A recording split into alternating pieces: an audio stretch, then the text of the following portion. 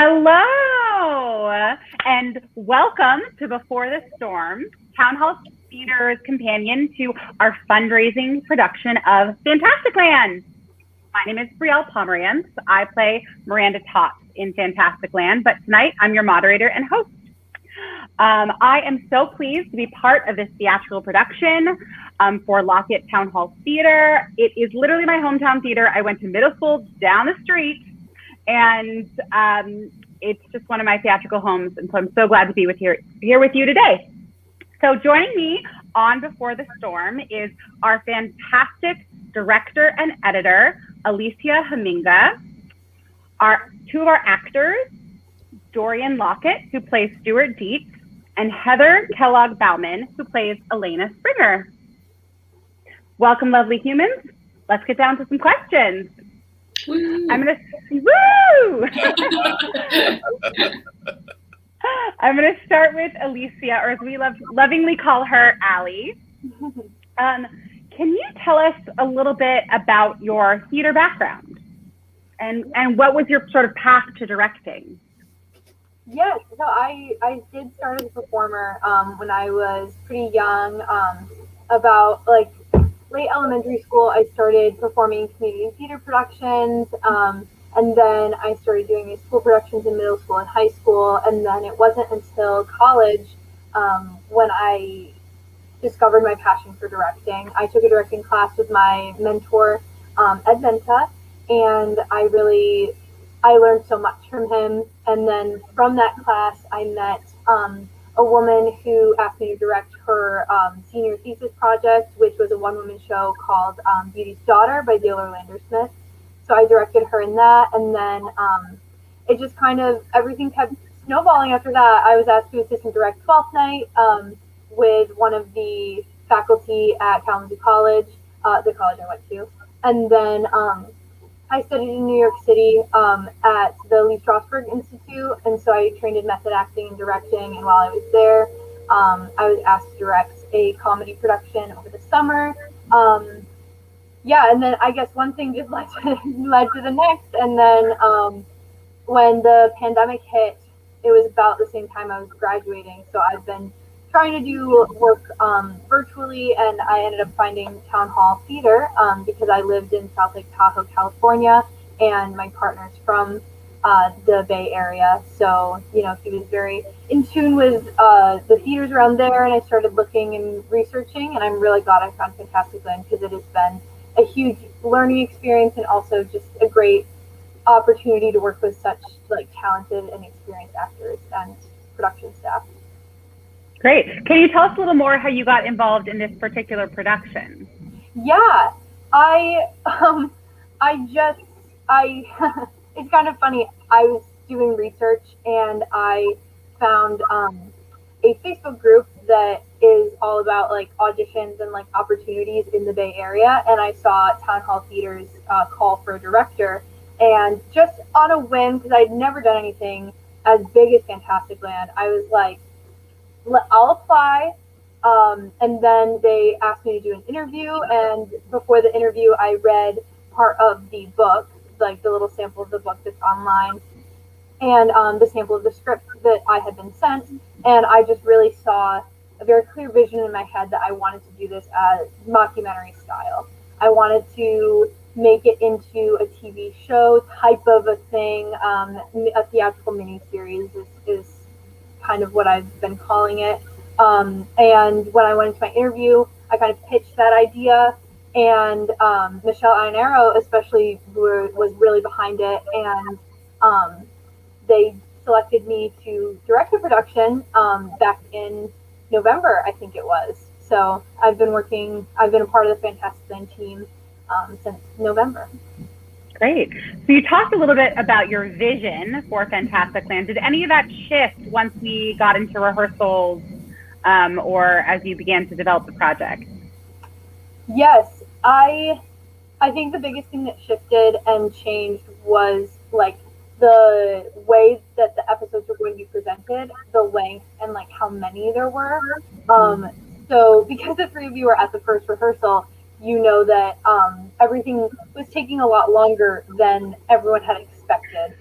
because when you have 5 pages of solid text, the way that Sam Garlick's first interview does, it takes a little bit. It doesn't really follow that rule that we have in theater that every page is 1 minute. So things were taking a little longer, so it expanded into 10 episodes instead of, I think my original goal was 6 or 7, just to make sure that we could have something that was very digestible for the audience and also continue to stay interesting. And then I also, something that I was very happy about that changed and shifted was the background tracks and music. We worked with Diana Carey, who has worked with Town Hall Theater before, is also a young artist like I am, and she did a lot of the creation for the soundtrack and background tracks that make it really feel like a TV show as opposed to a staged or a theatrical production.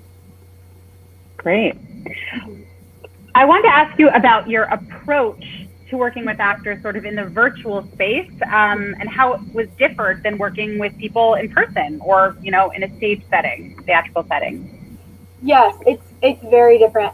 A lot of what I love to do is team building exercises and games and warm-ups, and because I was also in college part of an improv team, and in my senior year I captained the improv team. So we also had to do that shift from in-person to online, and those kinds of fun warm-up games don't work as well in a virtual setting. So I had to lose that a little bit in my directing, but what I gained, especially for FantasticLand, was an increased sense of individualism. I got to speak with all of the actors, rehearse with them individually, and I just don't think that would have been feasible in a in-person setting because I was in my home, so I could, as soon as I was done with a rehearsal, I could make lunch and do other things that I needed to do and then pop on for another rehearsal. But being in a physical theater for 10 hours in one day directing might have felt a little bit different. But I really appreciated that part of it, and I think that I would love to hear what you guys think, but I really think that the individual one-on-one attention really helped the actors, and it was also a big part of my vision because I really wanted to make sure that every actor had the sense, like a very, very strong sense of character and understanding about how their perspective might differ from other people's perspective of the event of FantasticLand, and I really wanted to encourage that so the audience didn't feel like there was a singular narrative or a singular person that was telling the truth 100% of the time. Yeah, well, I can say as an actor that I really appreciated that. And Dorian and Heather, did you also, sort of appreciate this like concentrated one-on-one work? No, because no. When we did ours, Allie had me crying the entire time. Like it was really sad. Like I'm getting choked up now just thinking about it. No, it was fun. I mean, it was she's easy to understand and everything, and it was, the direction was pretty simple. Speed it up, Dorian. That took longer.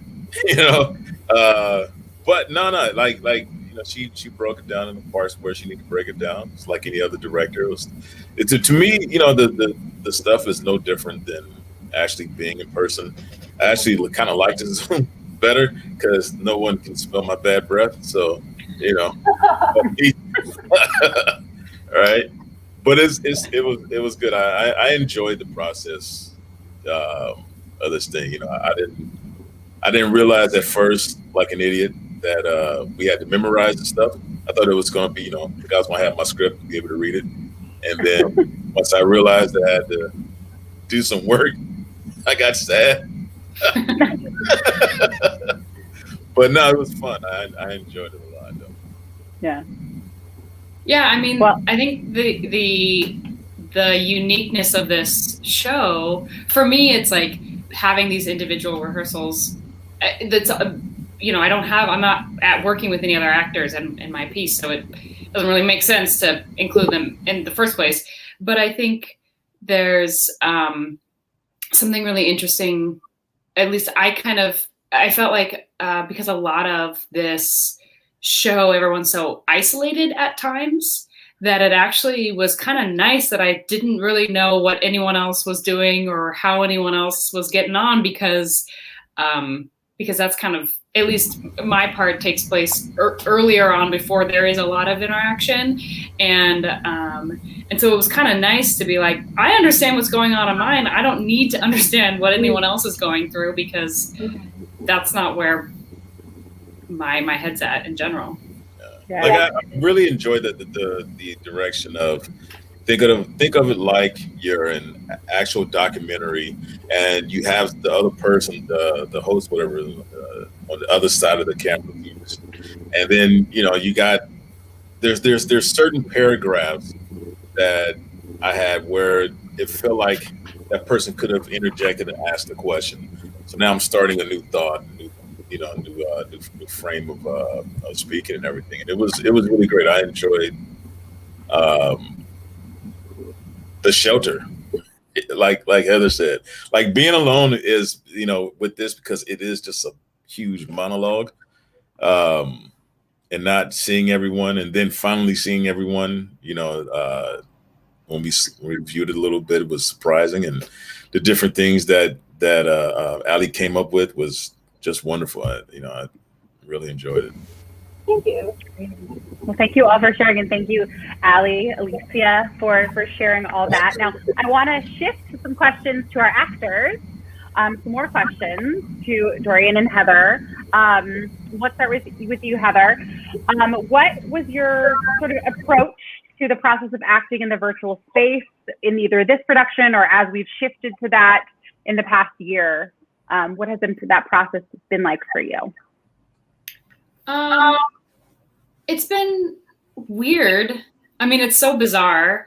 I think I as an actor, I really thrive in like very physical environments, and I know a lot of people like do a lot of like text work and mental like writing essays about their character and stuff, and that's beautiful, and that's just not how my brain works. I like work from my body. And actually, prior to the world ending, I'd spent like almost a year just doing like physical comedy, and so then now we're like in chairs, and we have these weird limitations, and so many things don't translate. And so I think that there's like that transition, which I think was interesting and hard and weird, and like how much do I act with my face and my hands and my body that doesn't look weird? Like I think for me as a human, there's so many times that I'm like, is this what people do? Like, is this how humans move and act? And that I think is just escalated here, especially when you can like look at yourself doing it in real time. It's like, I'm uncomfortable by everything. And I've done a couple like staged readings over Zoom or StreamYard or whatever. And I think you still get the like simulated live performance where you're reacting off of other people. And what was so bizarre or just different about this was it's just you, and even like in the rehearsals, like even we would rehearse and Ali and Michelle would turn their cameras off, and it was just me, but I knew that they were there. And for some reason that was really comforting. And when I was filming myself, like it was so hard to film myself because it was just me alone in my apartment without anyone there.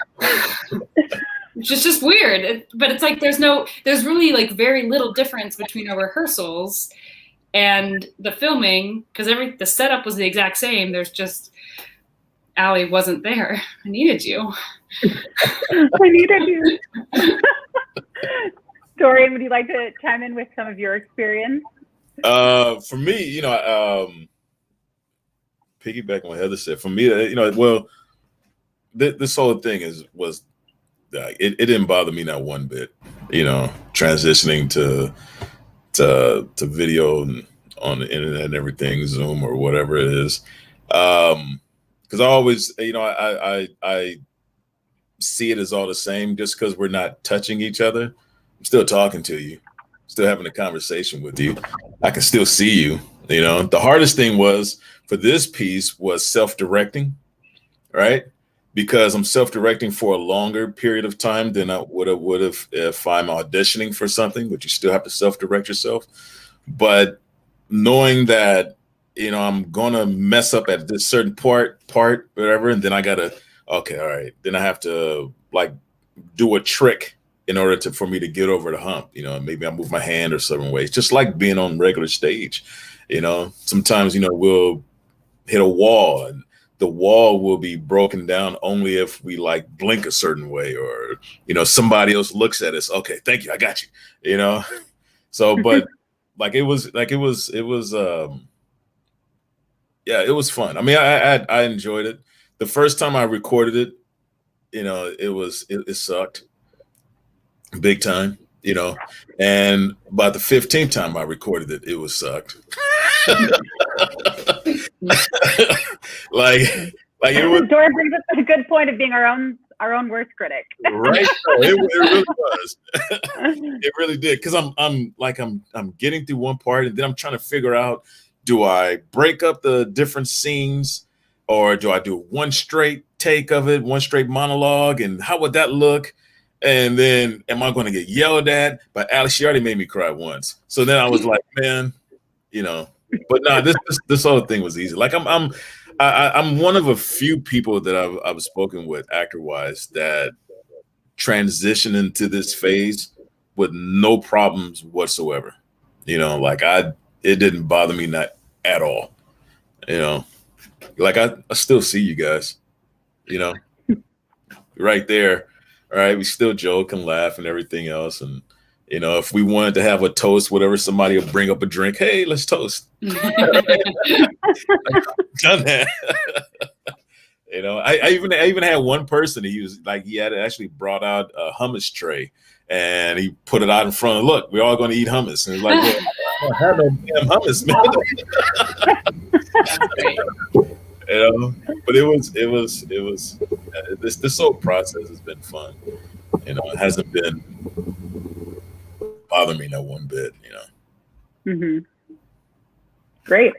So we sort of covered, my next question was for some of the challenges of self-taping, but is there anything else you want to add to maybe, or is there some of the technical challenges or advantages maybe that you felt like you had during this process? Well, because I have already a setup with lights and everything, that part was easy for me. I just use my phone to record. That's the easiest thing. And then that's what I did as well. Yeah. Yeah. Backdrop and everything. The only problem was the first time I actually sent it in to Allie.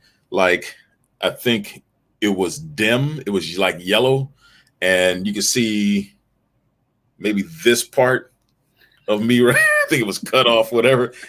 I was sunken. No, it was like this. I was sunken really low. You couldn't, right? And that's because I didn't look at it. I was like, well, it was straight. I just thought it was straight, and I sent it in, and then she looked at it, and she sent me this long email. Like, what the living? So I had to hurry up and send one back in. Yeah, that part is funny though, like, because with my phone, my front like selfie camera isn't as good, so I was using my other camera. So I would like set my thing up, and then I'd like walk around, and like I'd press play, and like I'd like sit there and be like, and then walk back and press stop and look at the video and be like, I'm in focus, or I'm in frame, or no, I'm not, adjust this or whatever. Yeah. So that part's awkward. I want like a big mirror or something that I can put behind my phone just so I could see. But you know what I did? I invested a while ago in this here. It's a remote for your phone, right? Oh, wow. Mine actually came like with my ring light. Yeah.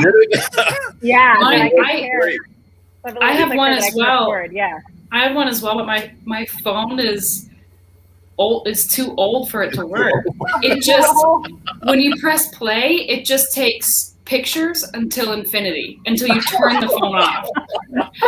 But then my husband it's like a burst forever. Yeah, for like I was like, stop it. And then there's just like 1,000 pictures of like my face as close to my phone as possible.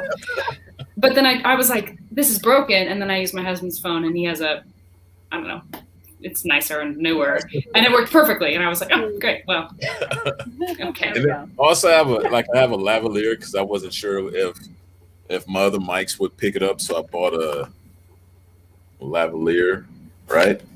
Which is great. You know, you just put that thing up and call it a day. You know, and the audio is really good. Yeah. Which is great because then that takes that part out of your brain. You're like, damn, can they hear me? And all this other crap. You're like, man. Right. Just know the line. I had a strange setup where I taped one of those to my phone, and I had one in my jacket, and that was like my mic situation. It was very stealth. That's really smart. I just hoped that my phone was going to pick it up. Yeah. I was just like, well, I might, yeah. With the continuing of this, I might invest in a lab like Dorian. Yeah. So, Dorian and Heather, if you want to talk a little bit without spoiling it about your characters and how maybe you relate to them or don't relate to them. Heather, do you want to start? Sure. Yeah, I actually relate to my character a lot.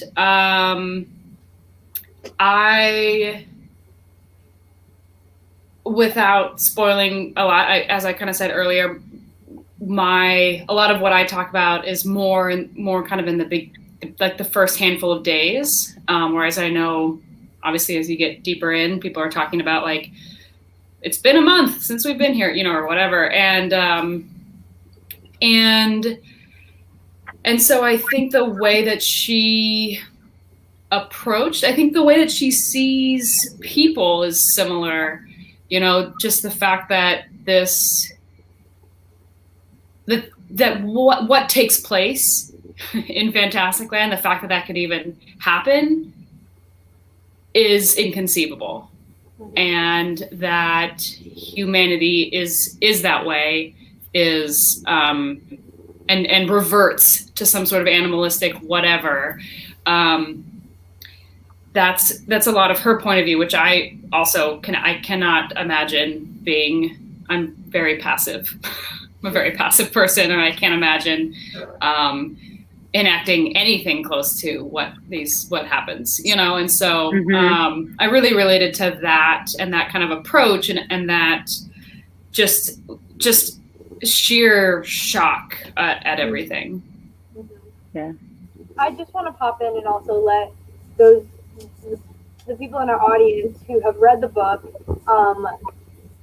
Heather is playing Elena Springer, and we changed Elvis Springer to Elena Springer. So there's a bit of a name change there because we cast Heather in the role. So I just wanted those of you who know the story not to be confused. Yes, I'm not Elvis's wife. I am Elvis. Yes. Right. Michelle talked about that a little bit last week, how there were so many amazing actresses that auditioned that she's like, well, why can't these characters? So I know there's a few gender swaps that happened from the original adaptation from the book which is so cool, giving women more opportunities. Yeah. Yeah.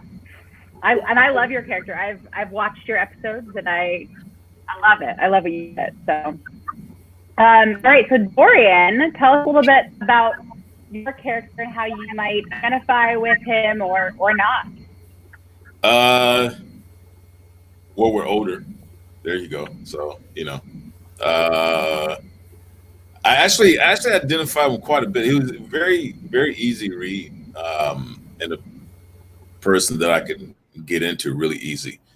There was nothing tough for me as far as making me that character. I don't like kids, that's number one, even though I have 6 boys. All right. Hence the reason why I don't like kids now.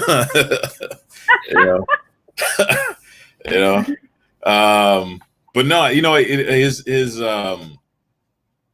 the way he looked out for people and was really there to make sure everybody, and his buddy was trying to make sure everybody was safe, and very observant, and very caring. Like really, really caring. Especially, there's a part in there that really got to me when he spoke about certain characters, and he was almost like no nonsense. Like he liked who he liked and he didn't like who he didn't like. And of course, we all know the one person nobody liked. Right? Good old Sam Garley.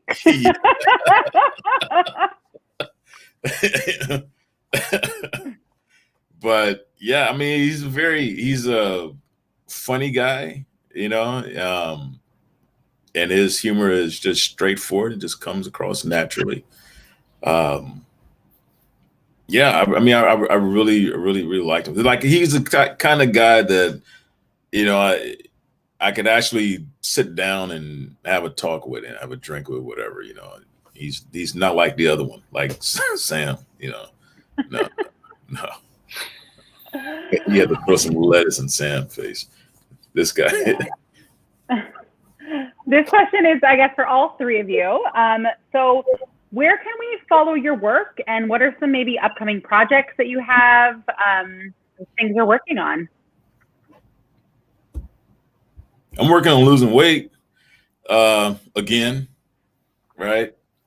I have something coming up pretty soon that I got to get back down for. I gained weight I did a documentary on COVID, on how San Quentin got COVID. Wow. And so I gained some weight for the character that I was playing. It's a real life guy. These guys, it was really sad, but did that. And then that's it. That's coming up, Mm-hmm. Is there any way people can follow your work? Any social media you want to plug? Or a website? You can go to my Instagram at Date, is Dahte, right? Even you can even be my best friend on Facebook. I got like 2,000 best friends on Facebook. I love them all. All right. I can't remember all you guys' names, but if you're on my Facebook page, you're definitely my best friend. Trust me. All right. And Heather? I have a website, heatherkelloggBaumann.com. 2 L's, 2 G's, 2 N's. Love all those letters. And yeah, this was like kind of the big thing that I was working on. There's a group on Facebook called Quick Fire Monologues that I don't know if anyone in the world has heard of, but it's pretty cool. It's run by a local Bay Area actor and writer and performer, Cassidy Brown, and he's basically like encouraging writers to write a monologue with a prompt, and then actors can just film themselves doing it. So I've been doing that a little bit, which has been pretty cool. It's it's a really cool little project, and it's just fun even to see your friends. It's just nice to have something to work on, to be honest, but it's also just nice to see like your friends posting videos of themselves, and you see maybe people doing multiple takes of the same monologue. So that's kind of what I've been trying to play with a little bit. That's awesome. Actually, you know what? Heather has an IMDb page. If not, you should. I have one. And if I have one too, actually. You have one also? See? So you guys can follow from the one independent film I did. Well, I don't have a current IMDb page, but I was in a short award-winning film when I was like 9. There you go. That matters. What are you talking about? Yeah, so IMDb thinks I'm a child, but that's fine. I was in 13 Reasons Why for 2 seasons as Coach Patrick. And then I did the voice for Lando Calrissian for all you nerds out there, right? Star Wars. Look behind me. It's there. All right. And then video games. I do a lot of voiceover crap. So you probably follow me on that. You can follow me. And also on a little Disney film called Soul. Oh yeah, sure. I'm in Seoul. Casual. Glad you remembered. I forgot. Oh my goodness. That's right. I'm in Seoul, somewhere up in there, in the barbershop scene, I think. Yeah. You don't even know. Oh, one independent film I did. This is my fun Pixar connection, Dorian. The one independent film I did wasn't a Pixar film, but everyone involved in it worked at Pixar. So we filmed at Pixar, and we got to do a screening at Pixar when the film was released. Wow. So that was pretty cool. Awesome. No, it wasn't a Pixar film. It was like a live action. It wasn't animated, but it was just like a pet project. That's awesome. So that was pretty cool. And Allie, any fun upcoming things for you? So I am in the process of interviewing for a couple positions, but I won't talk about them now because they're not. Great, that's fine. Not, legitimate right now. But yeah, I'm gonna try to continue pursuing directing as a career. I do have a contract with a youth theater company in Japan, where when Japan opens their borders, I will be moving to Tokyo for a year, and I will be teaching children theater and singing and doing like preschool and kindergarten instruction. So I'm really excited about that, but not really sure when that will be able to happen. And then I do have a website. I'm kind of doing a lot of things in theater, and I have a lot of passions in theater, and as I mentioned, I do performing as well. So on my website, which is Alysia, Alysia Homminga, 2 M's, just like Heather said, and AlysiaHomminga.wordpress.com, because I don't pay for my own domain yet.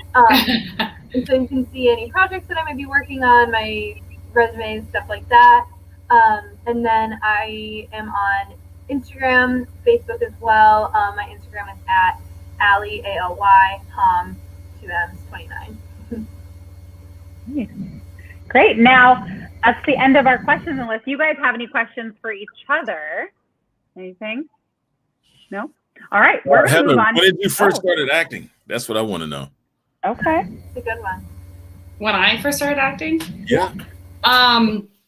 I started acting when I was like a child. I did theater when I was like a little kid. My parents did theater actually, and so I would go and just like sit in the back of the house while they had rehearsals and stuff. And then actually I did a couple projects when I was like 10, and my dad played my grandfather. So that was hilarious. And he loved his daughter looking up to him and saying, "Granddaddy."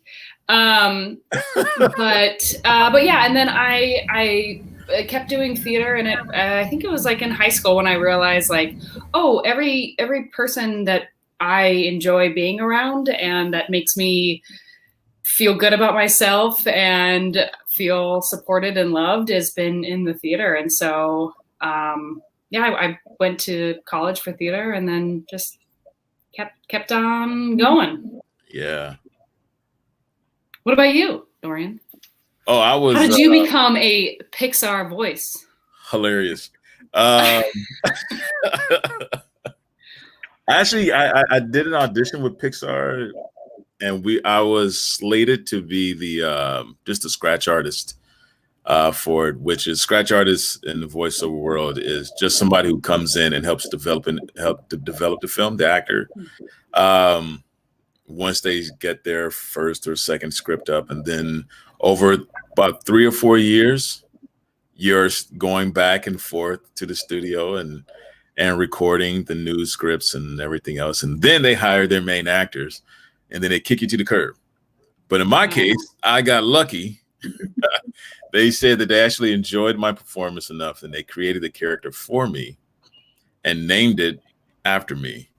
And that's how I got in. That's cute. Nice. Yeah.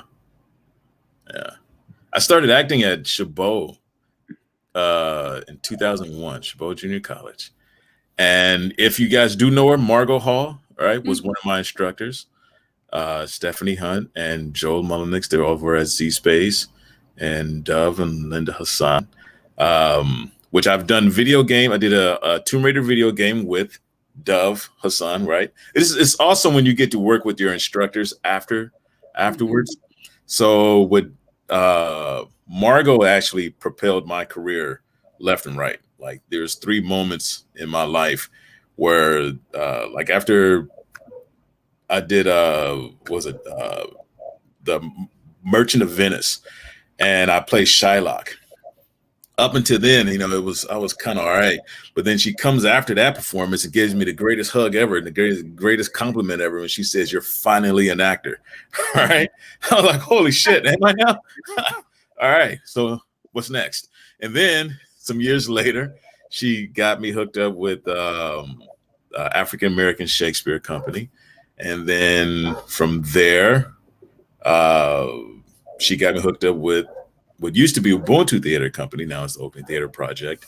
And then like every somewhere she's been part of that. And the same thing with Dove, he's helped me out quite a bit. He got me into Tomb Raider, like I said, my second video game that I did. And then the other instructors, I've worked with them here and there and everything. And it's been great, like I saw this, what was it? It was a Chris Rock and Martin Lawrence movies. I saw them back to back. And I was like, this is some bullshit because I hate their acting, right? Their stand-up is great. I love them as comedians, but I was like, I know I can do better than them. So I'm going to get out and I had to get off my couch and go do that. And at the time I was like 285, 90 pounds, whatever. I said, if I don't do it, I'm going to be super fat and old, talking about, with like Twinkies in my mouth, like I'm the fat Godfather, fatter than what the Godfather was, talking about I could have did this. So then that's what got me out and started acting and everything. And then, I got lucky and then got an agent and been doing films and commercials here and there over the last 7 or 8 years doing that. So, and then I landed here because I knew Michelle. Because Michelle, we did, what was it? Hedwig and the Angry Inch. I saw one of those productions. A Boxcar? Did you go to Boxcar? Yes. Yeah. So I was one of the Luthers. Okay. And over the years, we kept in contact. And then she was like, Dorian, you got to come and do this. And I was like, all right. And then I was into that. So I'll do anything for you, Michelle. I mean, Michelle's the reason I'm here too. I mean, she was like, I'm doing this project. She sent me an early version of her script, and I was like, oh, cool. Yeah, I'm into it. So my story is similar to Heather in that I grew up doing theater. I started really young. I did theater camp, so I went to school for it. Actually moved to New York for about 2.5 years doing it, running a nonprofit theater company. And then I came back to Bay, and I do a lot of musical theater, singing and dancing. My mom says I sang before I could speak,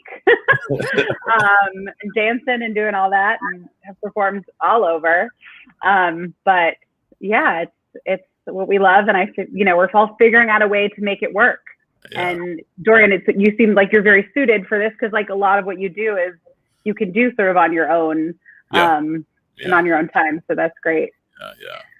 All right, so we're going to move to our trivia section. Get your thinking caps on. We're going to have 4 questions, so 1, 2, 3, and then a tiebreaker. Whoever wins will get a special award that we will see at the end of this. All right, so first question. Author Mike Bockoven mentioned that a trip to Disneyland was part of the inspiration to write FantasticLand. What attraction is in all 6 Disney resorts? Those 6 are Disneyland, Walt Disney World, Disneyland Paris, Tokyo Disney, and Shanghai Disney. The choices are A. I was like, do we just I'm going to tell you. 3 choices. A, B, or C. Just have to remember A, B, or C. A, Peter Pan's Flight. B, Pirates of the Caribbean. Or C, Dumbo the Flying Elephant. Dumbo the Flying Elephant. Dumbo. C. Yeah, I bet it's C. You all say C? Yeah. C is correct. You all got that one right. Dumbo was one of the original rides in Disneyland, and it opened in 1955. Walt Disney shut down the idea of painting the elephant on a ride pink as a reference to the pink elephants that Dumbo and Timothy the mouse hallucinate after drinking too much champagne. He said, that's not what we want. All right, second question. Remember, I'll give you an A, B, and C. Which amusement park has won the Amusement Today's Golden Ticket Award for Best Food more times than any other? So here are three choices. A, Dollywood in Tennessee. B, Nobles Amusement Resort in Pennsylvania. Or C, Busch Gardens, Williamsburg in Virginia. I'm going to go out on a limb and say it's not Busch Gardens because I've been there twice and their food is not good. Okay. In my experience. I'll say A. I was going to say Dollywood because, Dollywood. I mean, God bless Dolly. Right? Right? Yeah. I'll go with B just so we have a little bit of variety. Okay. Well, Allie is correct. It's B, Nobles Amusement Resort in Pennsylvania. Now, all these amusement parks have won Best Food at some point. Oh. So, but just not the times Allie went to Busch Gardens. Yeah. According to Amusement Today's website, as of 2018, they were awarded Best Food 16 times, including in 2013 when they tied with Dollywood. Oh. So, yeah, little fun fact. So Allie's got that one. Okay. So this was a tie. This is Allie. Okay. Third question. Opened in 1846, which is the oldest continually operating amusement park in the United States? A, Lake Compounce in Connecticut. B, Cedar Point in Ohio. Or C, Coney Island in New York. Whichever one Allie picks, that's the one we're going. So I wonder if you sign up for Cedar Point because it's in Sandusky and it's the closest to my hometown in Michigan. So I've been there a lot. But I think I feel like it's Coney Island. Coney Island, okay. What do you think, Dorian? That's the most famous one, Coney Island. Yeah. What were the other two names again? Like, it matters? A was Lake Compounce, Connecticut. B, Cedar Point in Ohio. And C, Coney Island in New York. I'll go B. Yeah. Ohio. That's okay. Yeah. And Dorian, you say? B also. B. Well, you're all incorrect. It's A. A? I almost chose that, but I was like, Lake Compounce. So, located in Bristol, Connecticut, Lake Compounce is the oldest continually operating amusement park in the United States. I'd never heard of it, but there you go. So no one got. Okay, so this is, I guess, a tiebreaker. Yeah. You all got one, then Allie won, and then now we'll see. Okay. Okay. Which late night talk show host recently got his own ride at Universal Studios Florida? A, Stephen Colbert. B, Jimmy Kimmel. Or C, Jimmy Fallon. Shit. I'm going to go Kimmel. Kimmel. Dorian, stop copying me. I'll go with Stephen Colbert, so we have some variety. I'm trying to think of who would be associated with Universal. Oh, smart. Oh, okay, NBC Universal, right? Yeah. Would that be Fallon then? You know what? I'm gonna pick Fallon just to get away from Heather. There you go, Fallon. And I'll pick A. So we all have one. Whoever gets this right is the ultimate winner. Yeah. Even though Allie has more points than us. She does. Yeah. She does. I don't know. We'll see. It might be a tie. So the answer is Jimmy Fallon. So Dorian got that one. Race Through New York, starring Jimmy Fallon, opened in 2017 at Universal Studios Florida. The ride is described as the world's first ever flying theater. I guess it flies or something. So Allie and Dorian with 2, and Heather with 1. So everybody's a winner. All right, I love your photo by Deb. So we'll say Dorian and Allie, you are the winner of the Sam Garlick Excellence in Leadership Award, courtesy of George March. Oh, thank you. Congratulations and mazel tov. All right, our last portion of the evening, we're going to take some audience questions. So I guess this is for all, but Allie, you can choose if you want to participate. If there was another character you could play in, or a character you could play for you, Allie, in the show, who would you want to play? Other than the character that you do play.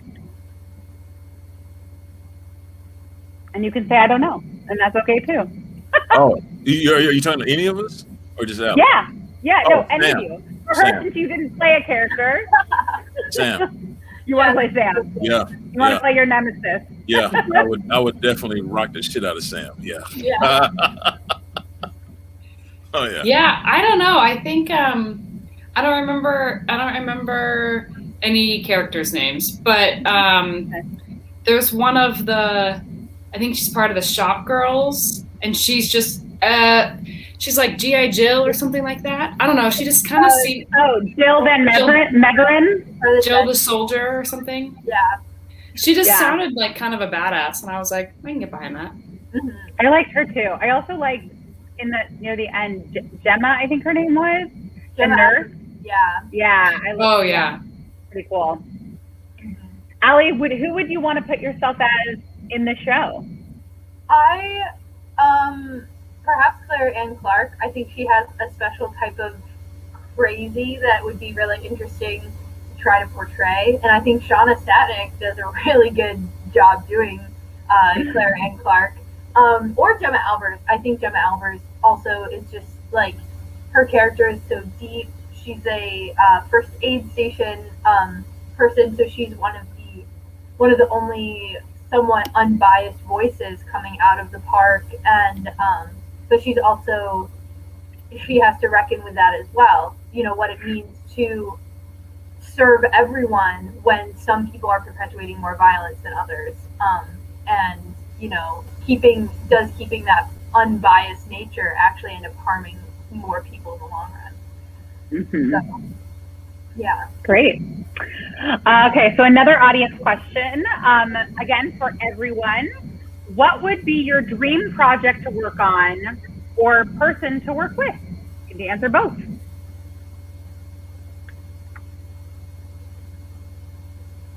For a long time, I've really wanted to be in a production of Legally Blonde. I've never gotten a chance to even audition for one yet in my life, but I'd love to be a part of that. I also do a lot of musical theater, like you, Briel, and so that would be really exciting. Person to work with. Like I mentioned, I do improv comedy, so I'm very much into comedy and stuff like that. So I think that like working with any SNL cast member would be really cool. My current favorite is Chloe Fineman. I think she's so talented. So, you know, she's from Berkeley. Oh, really? Yeah, some of my coworkers went to high school with her. Yeah, that's so cool. Funny. Yeah. So that would be my personal. Awesome. I would love to do Indiana Jones 5, which they are making Indy 5. Yes. And have me and Alan Coyne as twin brothers. Here's Indiana Jones, his other kid that's not Shia LaBeouf.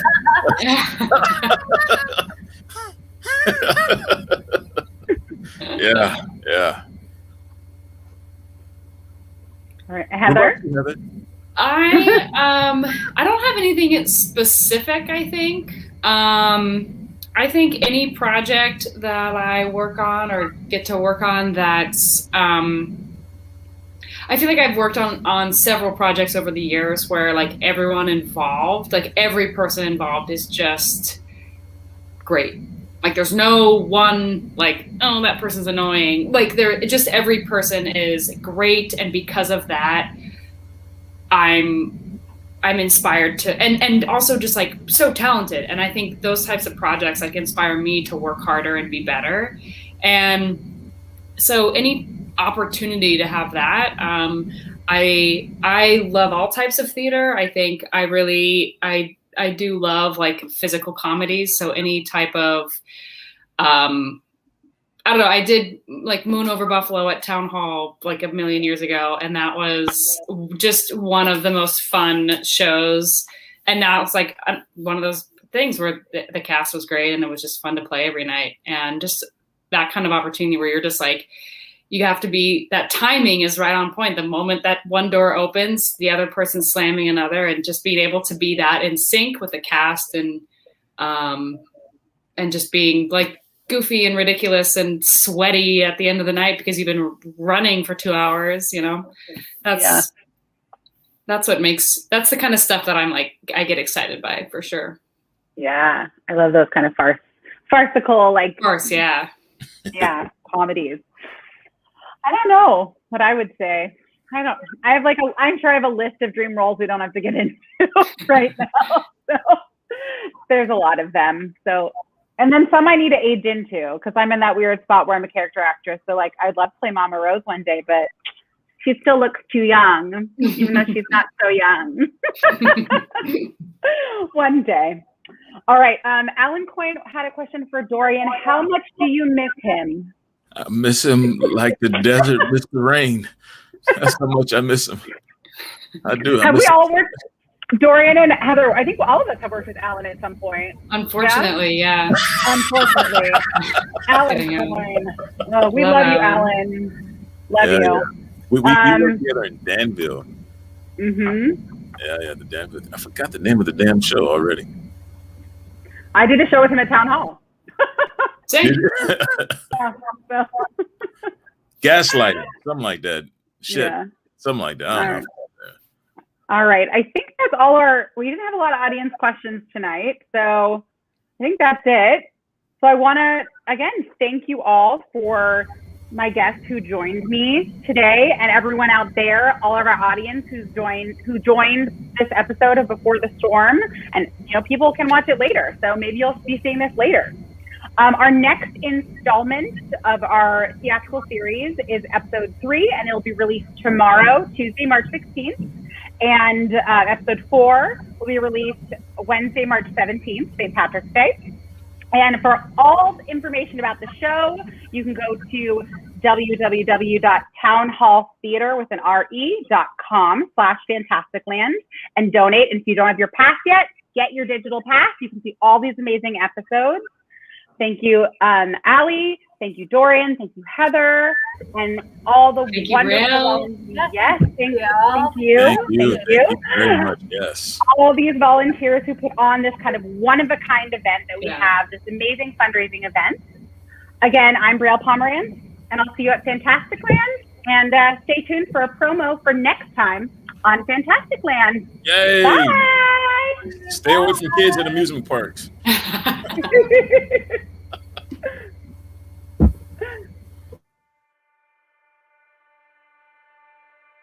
Those kids are gonna start grabbing and punching each other, and us old folk, we needed to watch out for ourselves and each other.